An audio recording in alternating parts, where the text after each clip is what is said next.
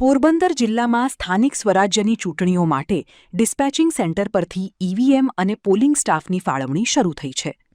પોરબંદર જિલ્લામાં સ્થાનિક સ્વરાજ્યની ચૂંટણીઓનું તા 26 એપ્રિલે મતદાન છે, જેને અનુલક્ષીને પોરબંદર, રાણાવાવ અને કુતિયાણા ખાતેના ડિસ્પેચિંગ સેન્ટરો પરથી ઈવીએમ, બીયુ અને સીયુ રિઝર્વ સહિત અને જરૂરી ચૂંટણી સામગ્રી સાથે પોલિંગ સ્ટાફને નિયુક્ત મતદાન મથકો તરફ રવાના કરવામાં આવ્યા છે.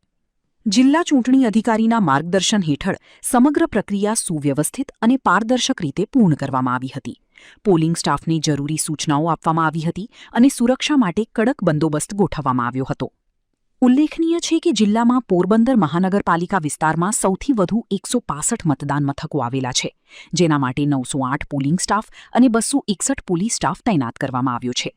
અહીં 198 બીયુ અને 198 સીયુ ફાળવવામાં આવ્યા છે.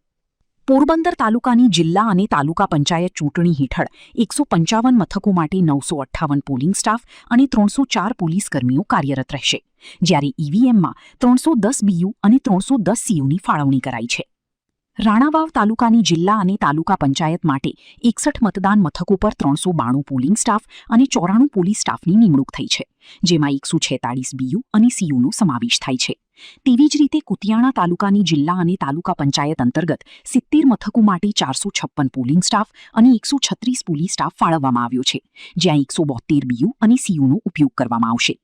રાણાવાવ નગરપાલિકામાં 6 મતદાન મથકો માટે 33 પોલિંગ સ્ટાફ અને 13 પોલીસ સ્ટાફ સાથે 8 બીયુ અને સીયુ ફાળવ્યા છે, જ્યારે કુતિયાણા નગરપાલિકામાં 3 મતદાન મથકો પર 17 પોલીસ સ્ટાફ અને 6 પોલીસ ફરજ બજાવશે, જેના માટે કુલ 4 બીયુ અને 4 સીયુ રિઝર્વ સહિત ફાળવવામાં આવ્યા છે.